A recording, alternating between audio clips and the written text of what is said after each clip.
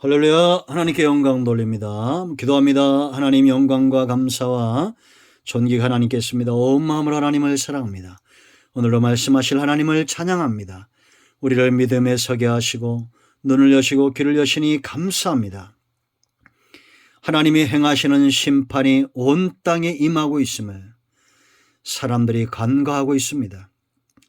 예수 믿는 자 사망에서 생명으로 옮겨지고 오직 예수를 구주로 영접하는 자 어둠에서 빛으로 나오며 오직 예수님 외에는 구원이 없음을 믿고 확신하는 자 지옥에서 천국 백성이 된다는 이 놀라운 사실을 우리가 누리게 하시니 감사합니다.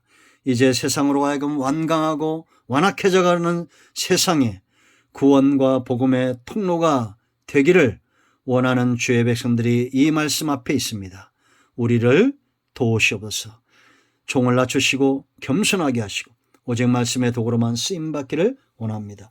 예수님 이름으로 사모하며 축복하며 취하며 기도합니다. 아멘.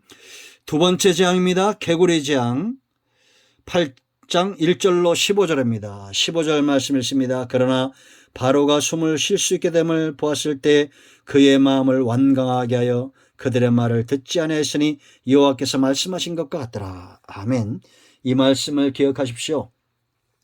하나님께서 말씀하신 것과 같이 세상은 그런 종말을 맞이하게 될 것입니다.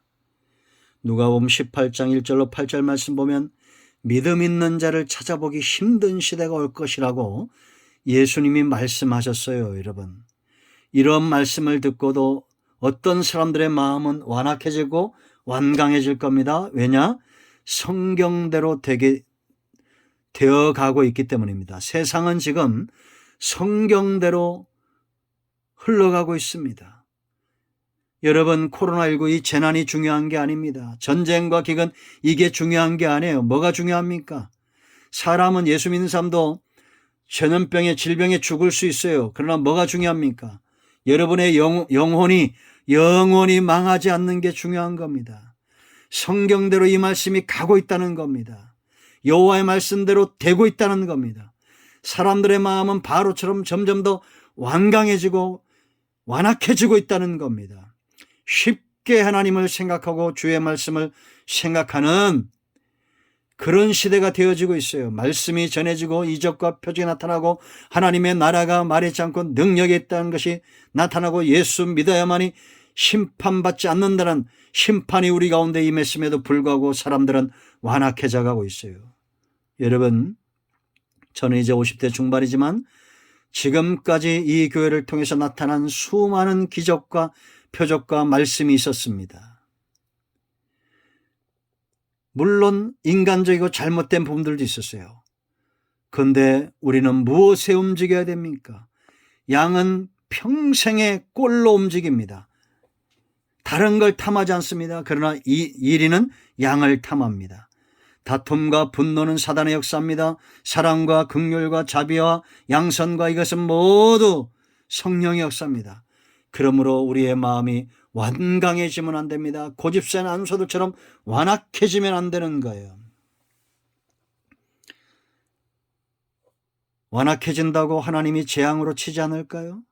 두 번째 재앙이 임합니다. 1절로 15절에 개구리 재앙을 치시는 거예요. 이건 생산과 다산의 신입니다. 개구리는 애굽이 의지했던, 세상이 의지했던, 세상은 여러분 무엇이 복이라고 말합니까? 다산이 복이고 생산이 복이고 이 헥트, 개구리장 헥트를 치신 사건이에요. 비슷하죠?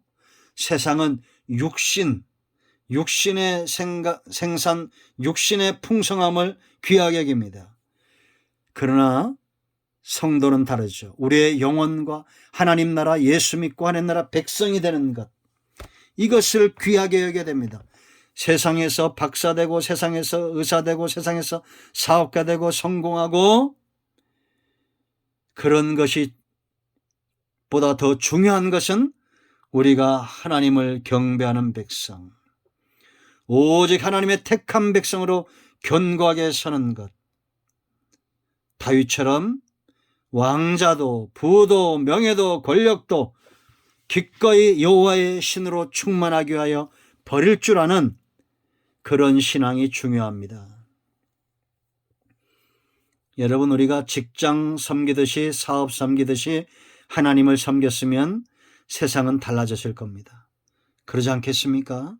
저는 이 코로나19가 참 감사합니다. 왜냐? 이런 재난 때문에 가슴이 더 뜨거워지는 백성들이 있습니다. 어려움이 올수록 오히려 더 가슴이 뛰는 백성들이 있습니다. 하나님을 향해서 생명의 소중함을 아는, 영적인 자녀를 많이 잉태하는 그런 저와 여러분이 되어야 될 줄로 믿습니다.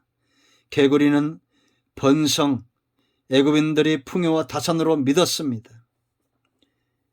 이러한 풍요와 다산의 신이 하나님이 치심으로 그들에게는 뭐가 됐어요?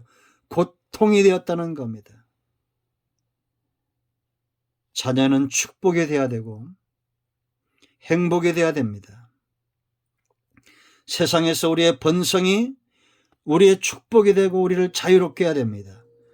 그러기 위해서는 먼저 하나님을 경배하는 유일한 참신으로 분명히 믿는 그런 삶의 은혜가 있어야 될 줄로 믿습니다.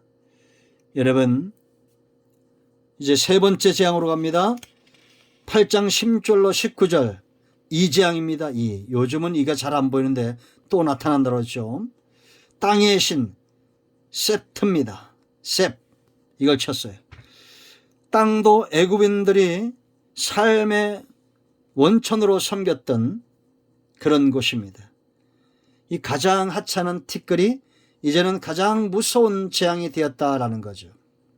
그들의 생축을 괴롭힙니다.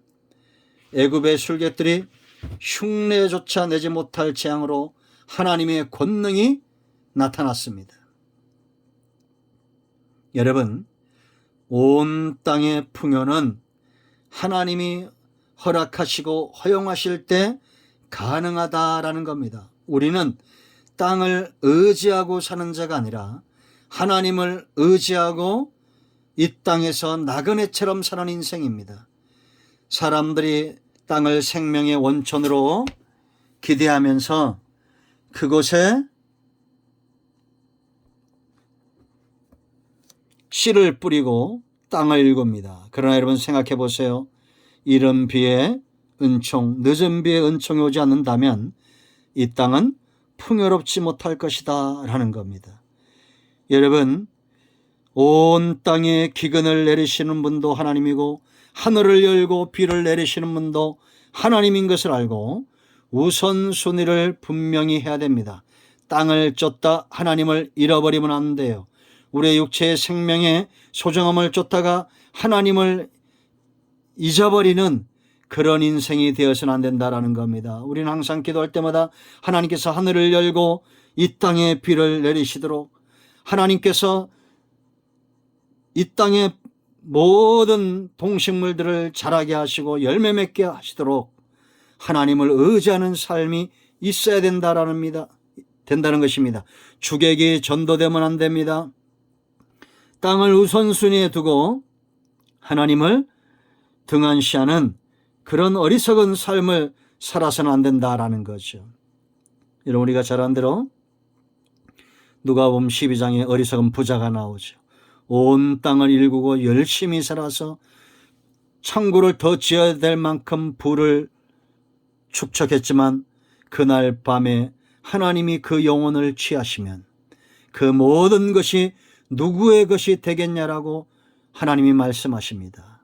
여러분, 우리가 이 땅에 매어 살면서 하나님을 잊어버리는 인생이 되지 않기를 축복합니다. 아멘. 기도합니다. 하나님, 이 말씀대로 되게 하옵소서. 우리가 이 땅에서 풍요와 다산의 복을 누리게 하시고 온 땅 우리가 가는 곳마다 기름 떨어지는 복된 인생 되기를 원합니다.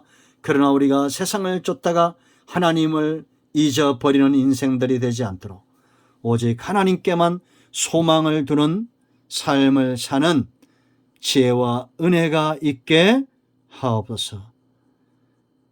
예수 그리스도의 이름을 의지하여 기도하오니 우리 가운데 막혀있는 모든 것들이 열려지게 하시고 이 모든 탐욕들은 사라지게 하시며 오직 하나님께는 영광이고 땅을 기름지는 복된 삶을 살게 하옵소서. 예수님의 이름으로 사모하며 축복하며 취하며 기도합니다. 아멘. 할렐루야. 응답되었습니다. 여러분 모두를 축복합니다. 아멘.